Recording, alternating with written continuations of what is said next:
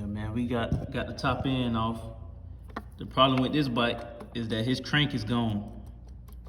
If you can see down in there how the bearing look, exploded on the inside, and it got too much play.